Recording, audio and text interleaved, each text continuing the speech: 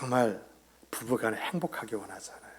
알콩달콩 그렇게 살아가기를 원하고, 그리고 남편의 말에 아내 말에 신속하게 반응. 왜? 뭘 도와줄까? 그런 마음으로 다가가는 이러한 부부가 되기 원하잖아요. 내 가정, 정말 가정 안에 행복이 여기저기 묻어나고, 그 행복 속에서 아이들이 자존감과 자신감을 가지고 쑥쑥 자라나고 나라가 보고 싶은 것이 바로 우리의 마음이잖아요.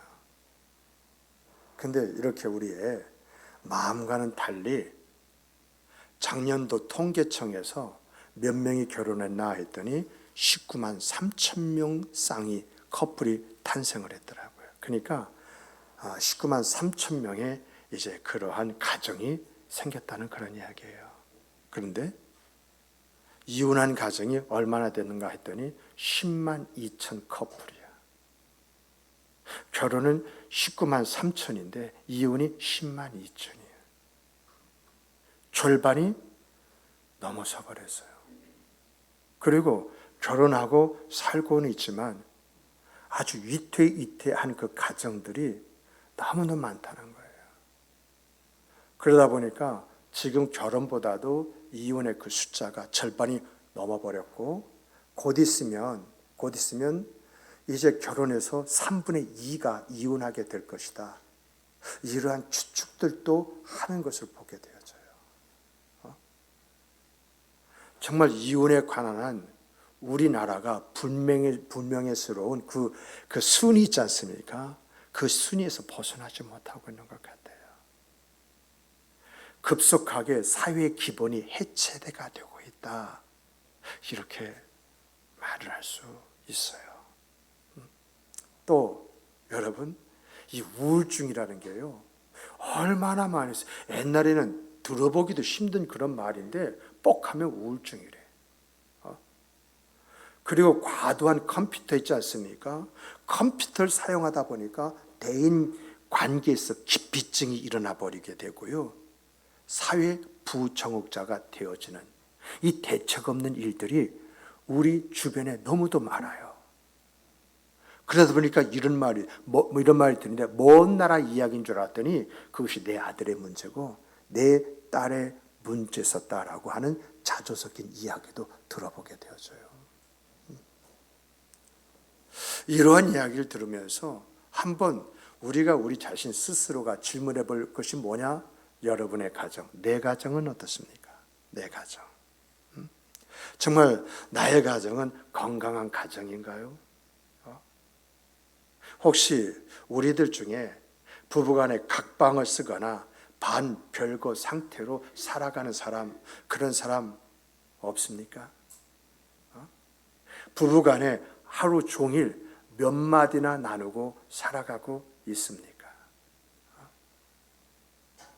우리 마음에는 정말 내 아내와 내 남편과 행복하게 살아가고 싶은 간절한 그런 마음이 있는데, 어떻게 해서 하루 종일 말 몇 마디, 차라리 남에게 하는 그 말보다도 더 적은 숫자의 그 말만 하고 지내고, 너는 너고 나는 나다, 이러한 관계 속에서 살아가고 있느냐라고 하는 것입니다.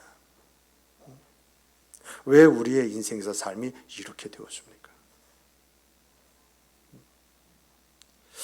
부부관계에 있어서요, 부부관계에서 남편 되시는 분들이 좀 아셔야 할 것이 있습니다. 그게 뭐냐라고 할 때, 아내는요 우주선 타고 달나라 가지만은 남편은 달구지 타고 간단 말이 있어요.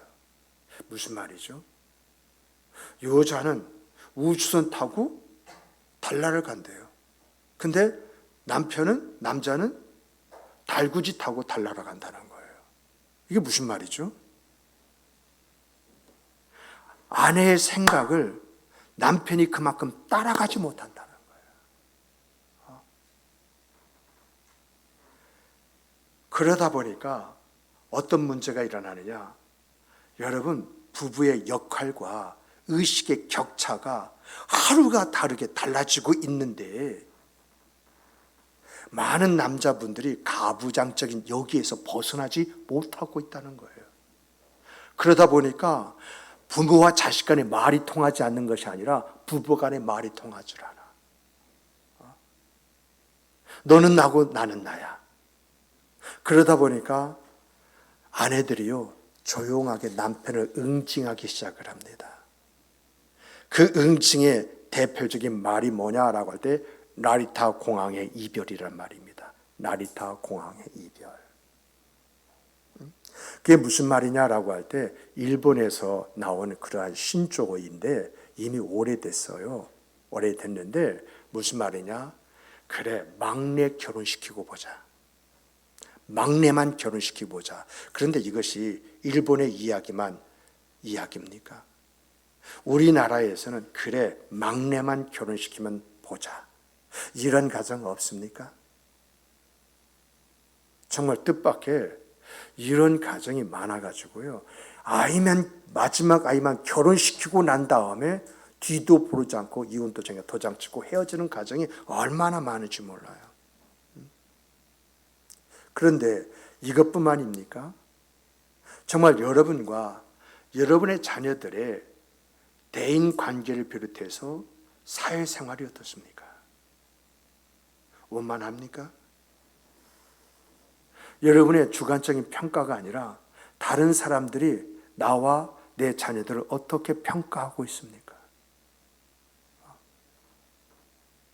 여러분, 가와만사성이란 말이 왜 나왔을까요? 무슨 뜻인지 잘 아시잖아요. 근데 그런 말이 왜 고대로부터 오늘에 이르기까지 통용되는 그런 말이 되고 있느냐라고 하는 것이죠.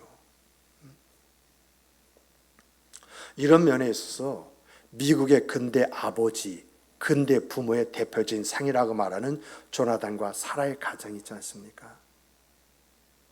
12명의 아들과 딸을 낳는데 한 자녀가 죽고 11자녀가 미국 전역에 있어서 아주 중요한 역할을 하는 훌륭한 사람으로 존경을 받고 있게 되었습니다.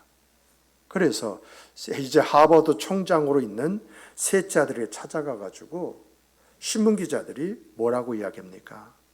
당신의 부모는 당신들을 어떻게 가르쳤기에 11자녀가 이렇게 미국 사회에서 존경받는 그런 인물이 되었습니까? 특별한 가르침이 있었습니까? 라고 이렇게 묻자 그 셋째 아들이 뭐라고 말합니까?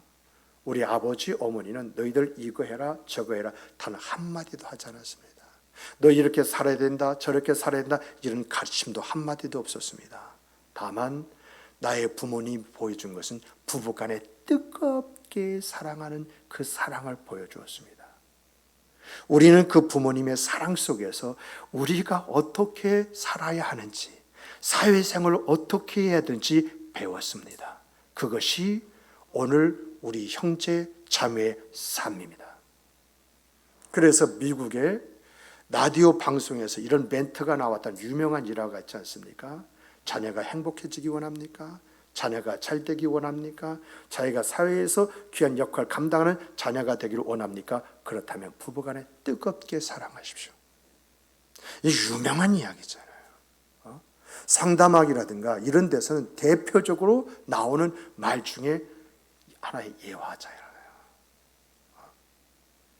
정말 부부의 관계가 아이들의 인간관계와 사회성을 길러주더라라고 하는 그런 이야기고 이러한 자녀들이 크게 되고 잘 되어지고 자기 위치에서 자기 역할을 감당하는 자녀가 되어진다라고 하는 이제 일경을 우리에게 주는 거 아니겠습니까? 그러므로 여러분과 저는 예수를 믿는 사람들입니다. 하나님의 약속을 가지고 있는 그러한 사람들입니다. 이러한 여러분과 제가 아름다운 축복된 가정, 그런 가정을 만들기 위해서 우리에게 있어야 할 것이 무엇이냐? 이러한 부분들을 우리가 좀 찾아봐야 되지 않겠습니까? 내가 뭘 회복하고 뭘 가져야만이 부부의 관계가 아름다워질 뿐만 아니라 더 나아가서 내 자녀들이 아름다운 인격체로서 성장하고 성숙할 수 있느냐? 내가 나이가 들고 난 다음에 내 자식을 바라보니까 저 자식을 기른 것에 대한 보람과 의미와 가치를 가져야 되는데 어떻게 하면 내가 그것을 가질 수 있느냐? 이런 어떤 부분들을 우리가 생각해야 할 것이 아니겠습니까? 그럼 그 내용을 살펴보면 첫 번째가 여러분 상투적인 말처럼 들리겠지만은 여러분의 가정을 하나님을 온전히 경외하는 가정으로 만드십시오. 이러한 이야기는 모르는 이야기가 아니잖아요. 너무 잘 알고 있지 않습니까? 그러나 중요한 것은 내 가정이 하나님을 경외하는 가정이냐라고 스스로 질문해 볼 때에 거기에 대한 확답을 하기가 좀 불편하잖아요. 내 가정이 하나님을 경외하는 가정이 되어지면 그 안에서 모든 것이 해결되어지는데, 그런데 내 가정이 그런 가정이 되어지느냐? 여러분과 제가 착각하는 것이 좀 있어요. 우리는 뭐든지 잘할 수 있다, 이런 착각을 하거든요. 근데 여러분, 우리 안에는요, 우리의 힘으로 할 수 있는 것과 할 수 없는 것이 명확해요. 예를 든다면요, 부부간에 이제 마음 상하고 등 돌리며 사는 부부들요, 이런 부부들 많아요. 그러나 그렇게 살고 싶을까요? 정말 모든 부부가 한평생을 살아가면서 정말 아내와 더불어 남편과 더불어 행복한 그 인생과 삶을 살아가고 싶은 그런 소망이 우리 안에 있어요. 그런데 서로가 말이 없이 등을 돌리면서 무언가 서로 마주보고 이야기할 때 그 심령이 상함이, 화가, 그 감정이 그 안에 담겨버리고 자기도 모르게 이야기하면서 한숨을 퍽퍽 하고 쉬는 이유가 무엇입니까? 만일 죽었다 다시 태어나도 저 남편, 저 아내와 만나서 결혼 생활 하겠습니까? 하면은 속으로 미쳤어요? 내가 저 사람하고 또 차라리 새로운 사람하고 새로운 인생을 살든가 나 혼자 살든가 둘 중에 하나 하지, 내가 저 사람하고 두 번 다시는 아닙니다. 이렇게 생각이 드는 이유가 어디 있어요?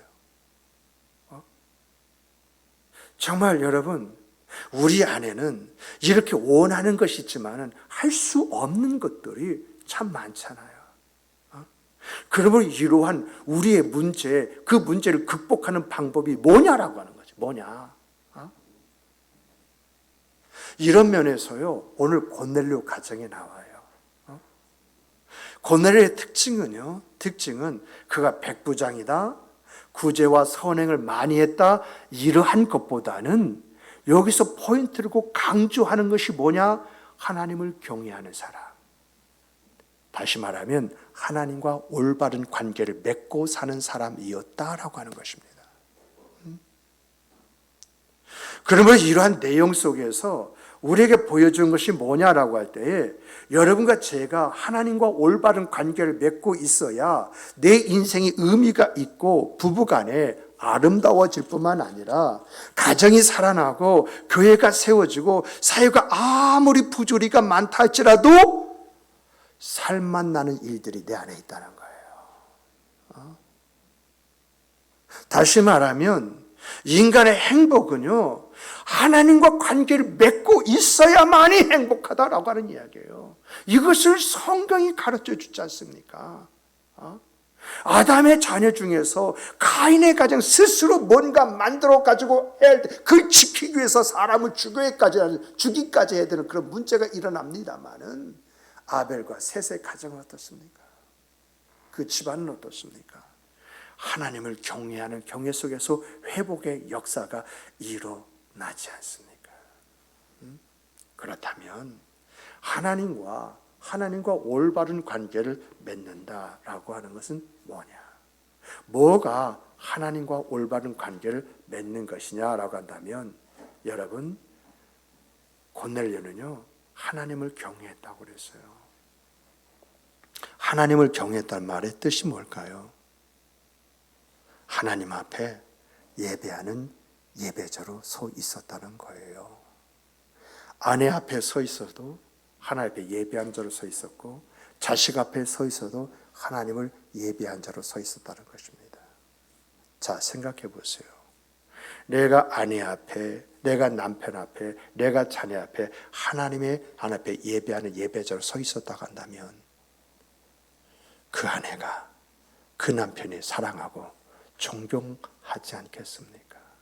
내 자녀가 우리 아빠, 우리 엄마 하면서 거기에서 부부의 그 아름다움을 느끼면서 나도 저렇게 살고 싶다라고 하는 생각을 심어주지 않겠습니까? 또 고넬료는 하나님을 경외했을 뿐만 아니라 이제 기도하는 사람이라고 했어요. 기도하는 사람. 기도하는 사람이란 속에서 담겨 있는 것이 뭐냐? 하나님의 뜻대로 살기 위해서 힘을 기울였다라고 하는 것입니다. 왜요? 자기가 하나님의 뜻대로 살고 싶어도 안 되어지는 것들이 있잖아요. 여러분들이 정말 새벽에 나와서 기도하고 뭔가 하나님 안에서 하나님을 경험하고 싶은 그런 간절한 마음이 있습니다만은 그게 마음대로 되어져요? 아니잖아요. 그러다 보니까 어떻게 하면 하나님의 뜻대로 살 수 있을까 해서 그는 기도할 수밖에 없었다는 거죠. 하나님의 도우심이 없이는 내가 하나님의 뜻대로 살 수가 없고, 내가 하나님의 도우심이 없이는 내가 이러한 세상 구조 속에서 내 자신을 지키며 살 수가 없다 생각하기에 하나님 나를 지켜주십시오. 나로 하여금 내가 노마 사람이라고 하는 것 때문에 갑질하지 않게 해주시고, 또 교만하게 말하지 않게 해주시고, 모든 사람은 평등하다는 차원에서 함께하는 그런 마음을 갖게 해주시옵소서. 여러분, 노마의 백부장은 엄청난 위치에 있잖아요. 노마의 군인만 해도 100명이 수하러 간다면 이 사람은 한 지역의 경찰서장의 역할을 하는 사람이에요. 그러므로 대단한 위치에 있는 그런 사람이고, 또 더 나가서 유대인들 그리고 이방인들은 어떤 사람들이냐? 다 다스림을 받는 대상들이에요. 그러니까 얼마든지 갑질할 수 있고 무시할 수도 있거든요.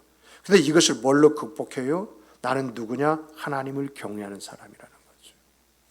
그러면 내가 어떻게 살아야 할 것인가? 이 삶의 문제를 갖고 진지하게 하나님과 씨름하면서 은혜 아니면 살 수가 없습니다. 이 고백하면서 살아갔던 사람이 바로 고넬료라고 하는 것입니다. 그리고 이 고넬료는 어떤 사람이냐라고 이제 하면은, 정말 자기는 로마 사람 모든 고난을 다 가지고 있지만 유대인들을 섬겼다라고 이렇게 이야기합니다. 어떤 면에서 지배 계층이 비지배 계층을 섬기고 그들을 케어하며 그들에게 힘이 되어줬다라고 하는 그런 이야기를 하고 있어요. 다시 말하면, 오늘날로 말하면 이 고넬료도 하나님을 믿는 사람입니다. 그런데 유대인은 하나님의 선민이에요. 그런데 그들을 케어하고 도왔다라고 하는 것은 오늘날 말하면 성도들을 섬기며 성도들과 함께하는 것을 기뻐하고 즐거워했던 사람이다라고 하는 그런 이야기거든요. 그리고 마지막을 보면은 정말 이 고넬료는 어려운 사람 있잖아요. 그 어려운 사람을 구제하기를 기뻐했던 그런 사람이었다라고 이렇게 이야기해요. 이런 이야기를 통해서 우리에게 가르쳐 주는 것이, 여러분과 제가 하나님을 경외라는 말을 하는데 경외가 뭐냐? 이것을 여기서 가르쳐 줘요. 하나님을 경외하는 것이 뭐냐? 예배자로서 어떤 그 생활 속에 서 있는 것이 경외하는 첫 번째고, 두 번째는 뭐죠? 내 본분을 망각하지 않게 해서 기도하는 것이 경외하는 것이고, 더 나아가서 내가 어떤 위치에 있다 할지라도 섬기는 그 자리에서 섬기는 것이 경외하는 것이고, 또 어려운 사람 도면 마치 내 형제가 어려운 것처럼 달려가는 것이 경외라는 거예요. 정말 하나님이 원하시는 바 그 생의 그 삶의 모습이 나의 모습이 되어져서 하나님의 마음이 있는 곳에 내 손발이 있는 사람이 있잖아요. 그런 사람이 궁극적으로 하나님을 경외하는 사람이다라고 하는 거잖아요. 그래서 우리가 복음성 CCM에서도 하나님이 눈에 있는 곳이, 또 하나님의 뭡니까? 마음이 있는 곳에, 또 하나님의 어떤 손발이 있는 곳에 이렇게 하는데, 저는 이런 것을 보면서 단 한마디로 말하면 딱 맞아요. 하나님이 마음이 있는 곳에 내 손발이 있으면 되는 거예요. 그러면 다른 말 할 필요가 없잖아요. 이게 뭐냐? 경외더라라고 하는 것입니다. 이렇게 우리가 살 때에 자연스럽게 부부간의 아름다움이 더 커지게 되어져 있고 가정을 통해서 얻어지는 기쁨이 충만하게 되어져 있다라고 하는 것이 고넬료 가정을 통해서 우리에게 보여주시는 하나님의 은혜입니다. 정말 이렇게 하나님을 경외하는 그 경외함 속에서 부부간의 아름다움이 더해질 때에 내 삶의 가치와 부부의 가치와 가정의 가치가 높아지는 것, 이것이 하나님 앞에 드리는 찬송이 되는 거 아니겠어요? 입으로만 찬송합니다라고 하는 것이 아니라 내 삶 속에 부부간이 더욱더 아름다워지면서 당신 아니면 나는 모든 것을 할 수가 없다고 하는 이런 간절한 마음의 표현. 우리가 이런 말이죠. 하나님께서 하와를 지어서 아담에게 데려올 때 아담이 이는 내 뼈 중에 뼈고 살 중에 살이다. 이것이 뭡니까? 하나님을 높이는 거잖아요. 이것이 찬송이잖아요. 그러한 사람에게는요, 여러분, 상대방을 위해서 땀을 흘린다고 해도 그 땀에 가치가 있는 것이고요, 사랑을 이겨내는 그런 마음 때문에 어떤 희생이라도 기쁨과 즐거움으로 감당하게 되어져 있는 것이고요, 그런 부부에게서 항상 삶의 생동감과 활력이 넘칠 뿐만 아니라 대화, 말에서도요 깊은 친밀감, 내 편, 그런 말이죠. 자식도 내 편이하고 떠나가면 며느리 편이고 또 더 나가서 사위 편인데 그래도 항상 저 사람은 내 편, 이 친밀감, 이러한 가운데에서 너와 나라고 하는 깊은 체험이 내 생활이 되어지는 것입니다. 정말 이 자리에 계신 이 목양교회 성도 여러분 한 분 한 분, 그 한 분 한 분이 이런 삶을 사는 성도가 되기를 주님의 이름으로 축복합니다. 정말 이렇게 살 때 여러분 자연스럽게 자존감이 높아지지 않겠어요? 내가 실수를 한다 할지라도 내 뒤에는 남편이 있고 뒤에는 그것을 가봐할 수 있는 아내가 있다. 이런 자존감이 주어질 때에 야, 살맛 난다. 그리고 뭐를 해도 자신감이 주어지는 거 아니겠습니까? 어떤 사람이 그랬다고 하잖아요. 이렇게 부부간에 알콩달콩하면서 하나님을 신뢰하고 그 안에서 부부간의 아름다움을 만들어 가고 있는데 이 남자 성도는요, 직장에서 까이잖아요. 직장에서 까이면 꽃집에 가서 꽃을 한 다발 탁 해가지고 집에서 차인발 탁 들리면서 아내가 나면 여보 이거 받아. 그러면 아내는 처음에는 몰랐는데 아, 우리 남편이 직장에서 뭔 일이 있었구나 감지하게 되어지는 것이고, 또 이렇게 꽃을 들고 왔다는 것은 뭐죠? 나를 위로해 줄 사람은 누구밖에 없다? 당신밖에 없다.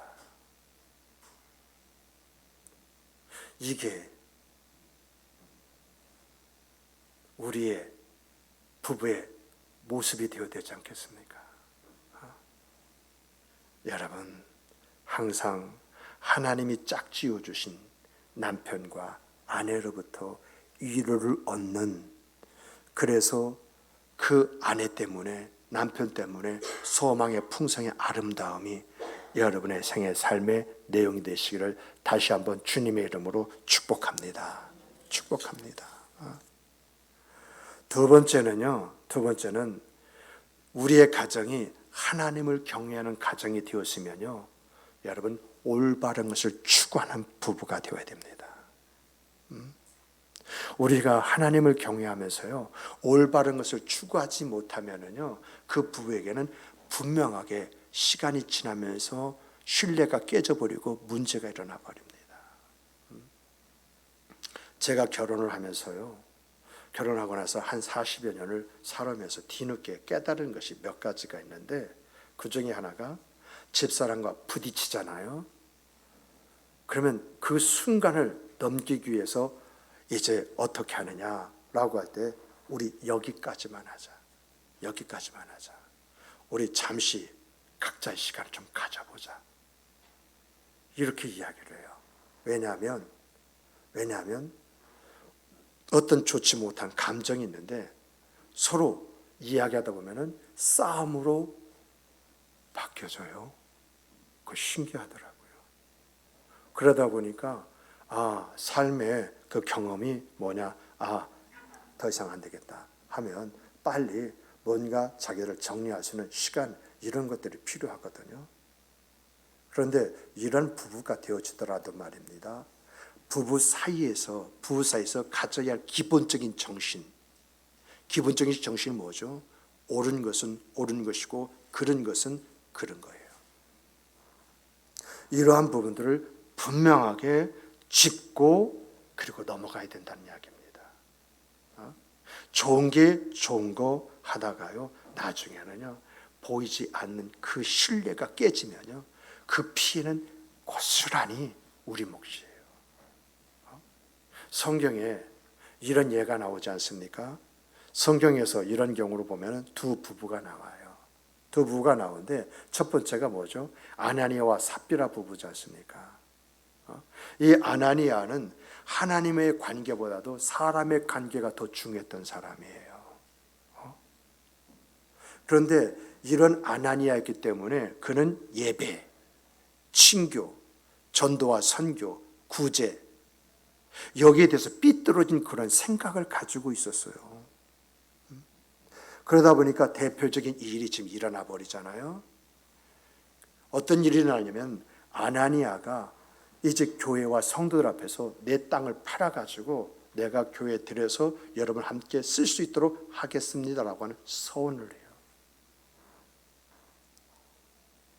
이렇게 서원했던 것은요, 바나바가 이렇게 하나님과 교회와 성도들에게 이야기하고 그 땅을 팔아가지고 그냥 바쳤어요.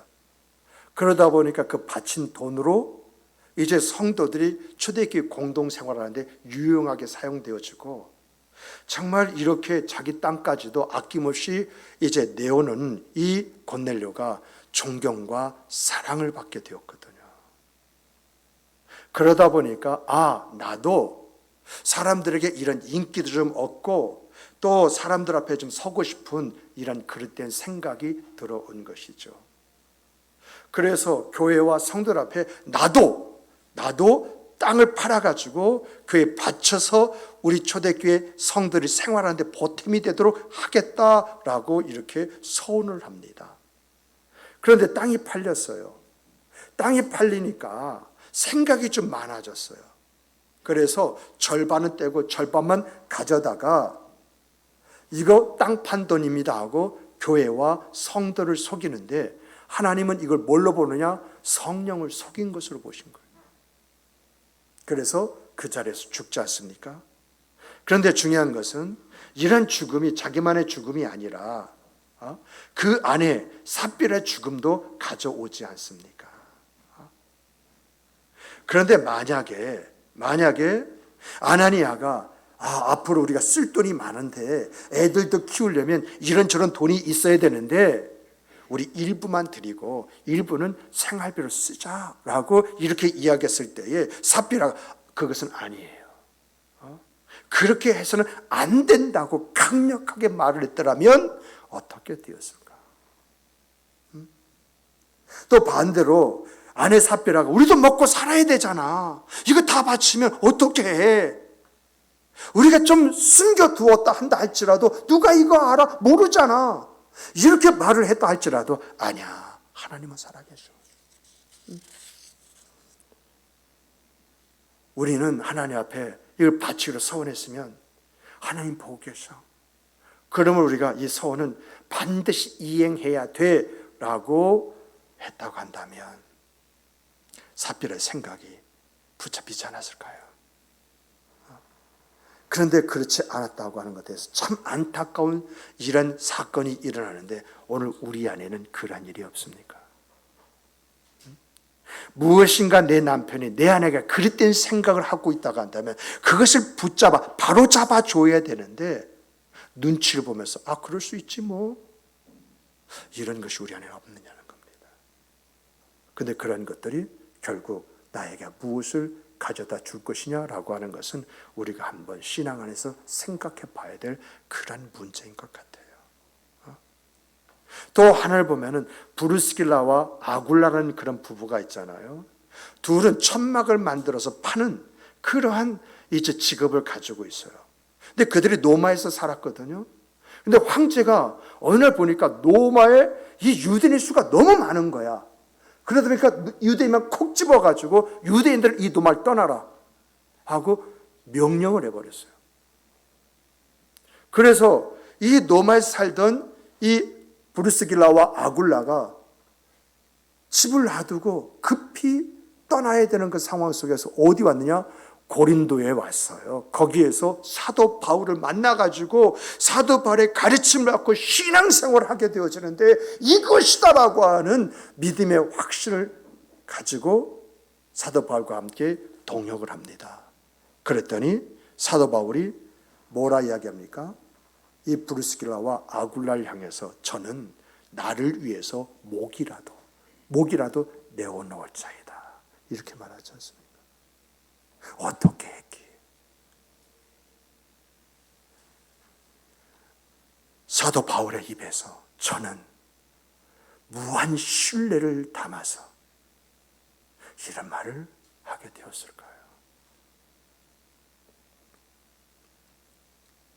제가 생각할 때는 그래요. 부부 중에 한 사람이라도 무엇이 옳은지 그 옳음을 이야기했고, 그리고 부부가 같은 마음을 가지고 봉사하고 헌신하는 가운데에 사도 바울의 마음의 감동이 결국 이 말을 만들어낸 것이다, 이렇게 생각을 해요. 이러한 부부였기에 그의 생애에 있어서 가장 보람되고 의미 있는 일을 해냈을 뿐만 아니라, 여러분, 부부가 2000년이 지냈음에도 불구하고 2000년 동안 이 브루스길라와 아굴라를 생각하면서 많은 헌신자들을 양산해낸 그런 대표적인 사람이 되지 않았습니까? 이렇게 하나님과의 관계가 바로 서게 되어지면 부부는요, 무엇이 옳은지 그른지, 하나님이 무엇을 기뻐하시는지 기뻐하시지 않는지 이러한 마음을 가지고 그것을 구분하면서 그가 어떤 생각, 그 삶을 살아야지 그것을 인지하면서 같은 말을 하면서 같은 길을 걸어야 한다라고 하는 것입니다. 이것이 부부가 하나가 되어지고요, 무한 신뢰를 서로에게 주어지면서 저 사람은 내 남편이지만 내 아내이지만 믿을 수 있는 사람, 심지가 견고한 사람, 그러다 보니까 그 남편, 그 아내를 존중하는 이 존중이 사랑으로 나타나는 것이거든요. 그러므로 사랑하는 성도 여러분, 부부간이라도 여러분의 가정이 하나님을 경외하는 가정이라고 한다면 옳고 그름을 분명하게 분별해서 무엇이 옳은지 하나님 앞에 인정받는 여러분과 제가 되기를 주님의 이름으로 축복합니다. 축복합니다. 세 번째로 보면은요, 여러분, 올바른 것이 무엇인지 알고 그것을 추구하는 부부가 되었다고 한다면 여러분, 영향력 있는 부부가 되시기를 주님의 이름으로 축복합니다. 모든 사람에게는 영역이라는 것이 있어요. 그런데 이 영역은 뭐죠? 내가 내 발이 닿는 곳, 내가 서 있는 곳, 내가 멈춰져 있는 곳, 이게 내 영역이에요. 그래서 동물의 세계도 보면은 자기 영역 표시라는 것이 있지 않습니까? 그것을 통해서 여기는 내 구역, 그리고 그 안에 있는 것을 자기 것으로 삼는 것처럼 오늘 우리의 그 영역 안에는요, 내가 만나는 사람, 나와 함께하는 사람, 그런 사람들이 있다는 거예요. 우리 본문 우리가 읽어보지는 않았습니다만은 23절에 보면 이런 말씀이 나와요. 베드로가 자기 집에 온다는 이 기별을 듣고 이 고넬료가 자기의 자녀들, 자기의 친척들, 자기의 친구들, 자기의 이웃들을 초대합니다. 그런데 여러분 생각해 보세요. 고넬료가 자기의 가족과 친척과 친구와 가깝게 지냈던 사람들, 그런 사람들에게 우리 집 와, 베드로 사도가 온대, 우리 같이 한번 말씀 들어보자, 이렇게 이야기할 때에 과연 올 수 있는 사람이 얼마나 됐겠습니까? 이것을 우리의 입장에서 이야기한다면 여러분들이 저를 초대했어요. 목사님, 우리 집에서 예배 좀 드려주세요. 그렇게 그렇죠, 내가 갈게요 하고 그런 확답을 했어요. 언제 오시겠어요? 내일 몇 시에 갈게요. 이렇게 이야기했는데 여러분이 여러분의 자녀를 다 부른 적이 있습니까? 야, 목사님 오신대, 너희들 축복받아야 돼. 그런 적 있으신가요? 아니, 있다고 한다 할지라도 자녀가 나 공부해야 된다, 나 뭐 해야 돼, 알았어. 그러지 않습니까? 내 친척들에게 목사님 오신대, 예배 드리는데 엄마 와, 오빠 와, 누나 와. 그렇게 해서 함께 예배 드리십니까? 또 더 나가서 그렇게 한다고 한들 옵니까?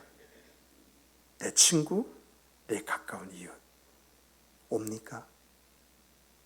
그런데 고넬료는 왔다는 것입니다. 여기에서 우리가 발견해야 할 것이 뭔가요? 어떻게 했기에 이 고넬료의 부부가 자기의 자녀들, 친인척을 부르고 친구를 부르고 이웃을 부를 때에 한 집안 가득히 그들이 모여 있을 수 있었는가?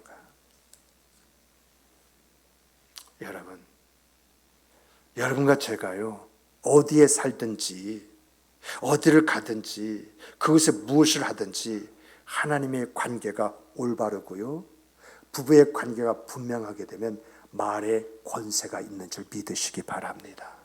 말의 권세가 자녀들을 굴복시키는 것이고 친인척을 부르는 것이고 친구들이 마음을 그래 하고 달려오게 만드는 것이고 이웃이 함께하는 기쁨과 즐거움을 갖게 만드는 것입니다.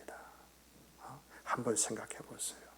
여러분이 하나님 앞에 바로 서서 하나님을 경외하고 부부간에 정말 똑부러진 그런 모습을 가지고 있다고 한다면 내 자녀들이 부모의 권위를 어떻게 하겠습니까? 인정하지 않겠습니까?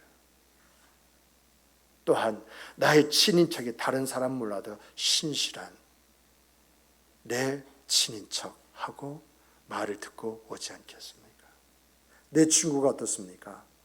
아이고, 저 친구한테 안 가면 불편할 수도 있어. 그런 마음 가지고 또 달려오는 발걸음이 될 수 있지 않겠습니까? 내 이웃, 그 이웃과 아름다운 덕을 쌓았는데 그 말 한 번 듣고 이제 오지 않겠습니까? 본문을 보면은요, 하나님의 역사는 이런 사람에게 주어지고 나타나는 것 같더라고요. 그 사람의 삶에 하나님이 잘 되게 하시는 간섭이 있어요. 그의 인생길을 책임져 주시고요, 가는 곳마다 하나님의 역사가 있을 뿐만 아니라 그가 있는 곳마다 화해가 있고, 그리고 더 깊어지는 이제 역사가 있고, 사람들이 변화되어지는 역사가 있고, 그리고 개인과 가정에 뭐가 임해요? 이제 복이 임하는 역사가 있더라라고 하는 것입니다. 그러므로 사랑하는 성도 여러분, 여러분과 저는 이런 말씀이 상투적인 말씀이다 이렇게 생각하기보다는 이렇게 살 때 하나님의 역사가 있다, 이 믿음을 갖는 성도 여러분 되시기를 주님의 이름으로 축복합니다. 중요한 것은 믿음이 역사를 가져오게 만들고 그 믿음이 나를 만드는 것이고 그 믿음이 하나님을 찬송하고 영광 돌리게 만드는 것입니다. 말씀을 맺겠습니다. 고넬료의 초청을 받고 베드로가 고넬료의 가정에 딱 들어왔을 때에 34절에 보면 베드로가 뭐라고 말합니까? 참으로 하나님이 사람의 외모를 보지 않는 줄 이제 내가 알았노라. 이 말은 뭐죠? 이미 가서 딱 봤더니 주의 영이 그들 안에 이미 임재해 있다는 거죠. 이렇게 성령이 임재하고 있는 그 사람들에게 내가 세례를 베푼다 한들 내가 베풀지 못한 이유가 어디 있겠느냐 하고 세례를 베품으로 유대인들의 관습을 깨트려 버리고 그리고 최초로 이방인 중에 세례를 받는 가정이 되어버렸지 않았습니까? 이런 내용을 통해서 우리가 알 수 있는 것은 하나님은요 어제나 오늘이나 내일이나 동일하신 하나님이라는 것은 무슨 말이죠? 하나님은 현재라는 것입니다. 하나님의 현재. 따라서 해보십시다. 하나님은 현재시다. 하나님은 현재밖에 없다. 오늘을 보시는 그 하나님 앞에 여러분의 모습이, 여러분의 생과 삶의 모습이 산 제물이 되어지는 그 아름다움의 길을 주님의 이름으로 축복합니다. 축복합니다. 축복합니다. 다 같이 기도하시겠습니다. 귀하신 하나님.